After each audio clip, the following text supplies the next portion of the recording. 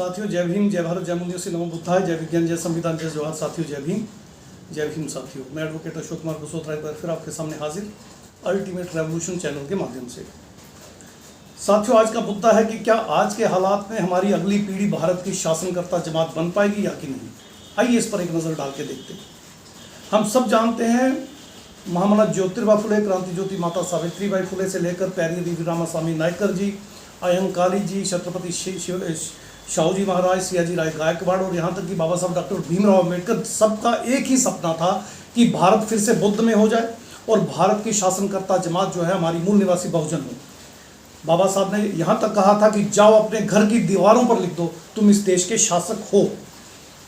और 40 साल के सार्वजनिक जीवन में बाबा साहब ने 1916 से लेकर 1956 6 दिसंबर तक महापरिनिर्वाण तक अनथक प्रयास किया कि भारत का बूंदीवासी बहुजन एकजुट हो जाए और इस देश की बागडोर अपने हाथ में ले ले।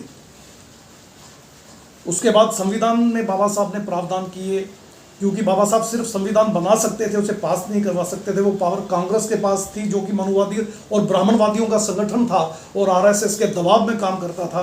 तो बाबा साहब जितना कुछ उसमें कर सकते थे उन्होंने किया और इंतजार किया कि आज नहीं तो कल मेरे लोगों को बात समझ में आएगी और भारत के शासनकर्ता जमात बनने की ओर वो अग्रसर होंगे और बनेंगे। उनके सारे अनथक प्रयास इसी ओर जा रहे थे। अल्टीमेटली उन्हें एक बात समझ में आई कि अपने मूल निवासी बहुजनों को जोड़ने के लिए उन्हें ब्राह्मणवादी और मनुवादी व्यवस्था के विरुद्ध एक बहुत बड़ी क्रांति करनी होगी, बहुत बड़ा रेवोल्यूशन करना होगा। 14 अक्टूबर 1956 को उन्होंने वो भी कर दिखाया। हिंदू धर्म को त्याग दिया, बुद्ध धर्म में घर वापसी की, लाखों अनुयायियों को बुद्ध दीक्षा दी और पूरे भारत को बुद्ध में करने का संकल्प लिया। अनफॉर्चुनेटली 1.25 महीने बाद 6 दिसंबर को उनका परिनिर्वाण हो गया।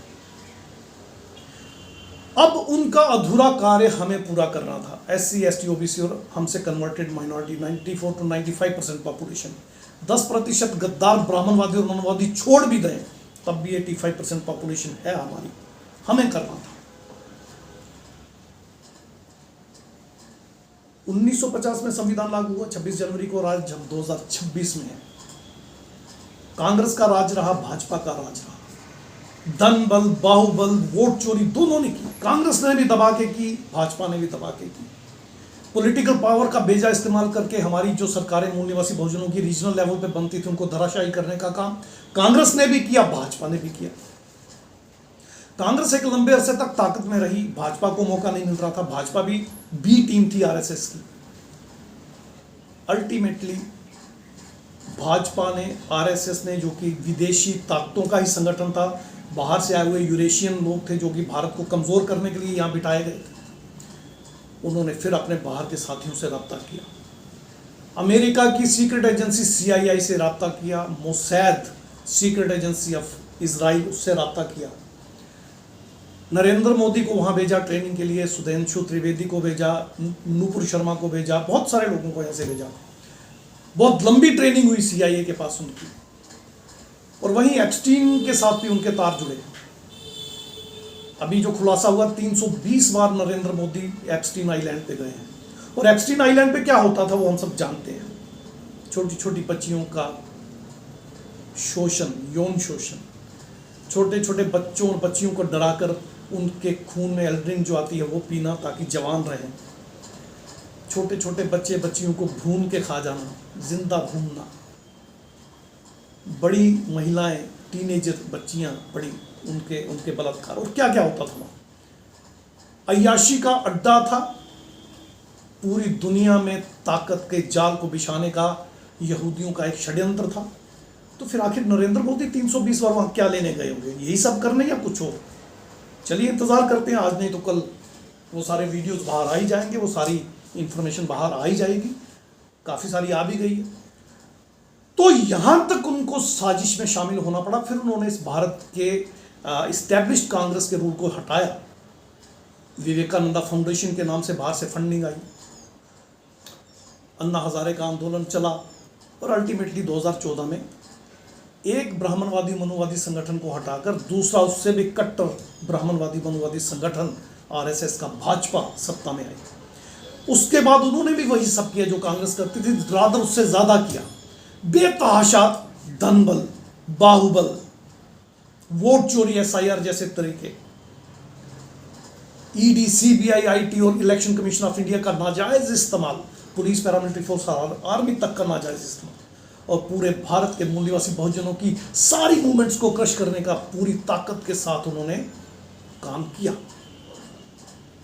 ये जो अर्बन नेक्सलाइट मूवमेंट, ये जो सब आप देख रहे हैं, ये देश के सबसे बड़े देश प्रेमी लोग देश को बचाने में लगे हुए, जल जंगल जमीन की लड़ाई लड़ने वाले, देश की संपदा, साधन संसाधन बचाने के लिए एकजुट होकर लड़ने वाले लोग हैं।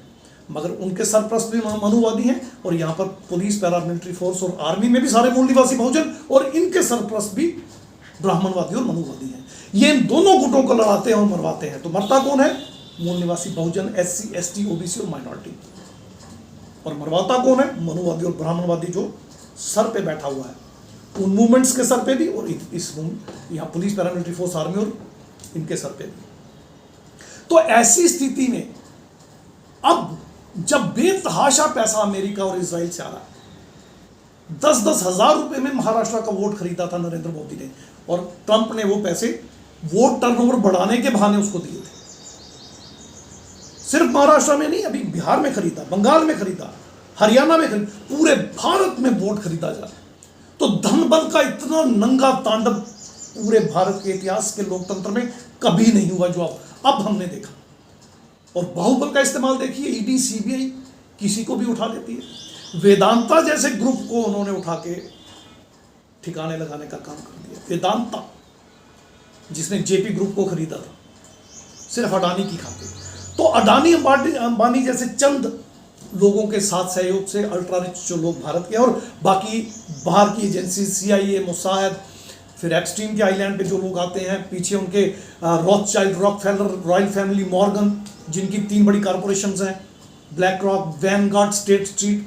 तो अरबों खरबों का खेल अब जो है वेस्टर्न कंट्रीज से, यूरोपियन कंट्रीज से यहाँ चल रहा है। तो भारत का लोकतंत्र तो खत्म हो गया। आपके वोट की वैल्यू तो जीरो, आप वोट दें या ना दें, सत्ता तो उन्हीं के हाथ में रहेगी। तो फिर आप शासनकर्ता जमात कैसे बनेंगे? नहीं बन पाएंगे। तो भारत की जेन जी से मैं ये निवेदन करना चाहता हूं, बाबा साहब का 1953 का 1953 का बीबीसी का इंटरव्यू देखिए। उन्होंने कहा है पार्लियामेंट्री डेमोक्रेसी भारत में नहीं चलेगी, लोकतंत्र नहीं चलेगा, क्योंकि सोशल स्ट्रक्चर इनकम्पैटिबल है। धर्म, वर्ण, जाति, उपजाति, अस्पृश्यता, ये अव्यवस्था है भारत में। और लोकतंत्र के लिए समतल जमीन चाहिए, समता, स्वतंत्रता, बंधुता और न्याय चाहिए, समानता चाहिए, वो यहाँ पे नहीं है। तो पार्लियामेंट्री डेमोक्रेसी फेल हो जाएगी, लोकतंत्र नहीं चलेगा। बाबा साहब सिर्फ संविधान बना सकते थे, लागू नहीं करवा सकते थे, क्योंकि वो पावर कांग्रेस के पास थी और कांग्रेस मनुवादियों के हाथ में थी। तो फिर जब बाबा साहब से पूछा गया था कि अल्टीमेटली विकल्प क्या है, तो उन्होंने कहा सम काइंड ऑफ कम्युनिज्म। आपने रशिया को देखा होगा, आपने चाइना को देखा होगा, कम्युनिस्ट फिलॉसफी पढ़ी होगी, कार्ल मार्क्स को पढ़ा होगा, नहीं पढ़ा तो पढ़ लीजिए। कम्युनिज्म तो एक ही बात कहता है, freedom comes from the barrel of the gun. बहुत बड़ी क्रांति करनी पड़ेगी।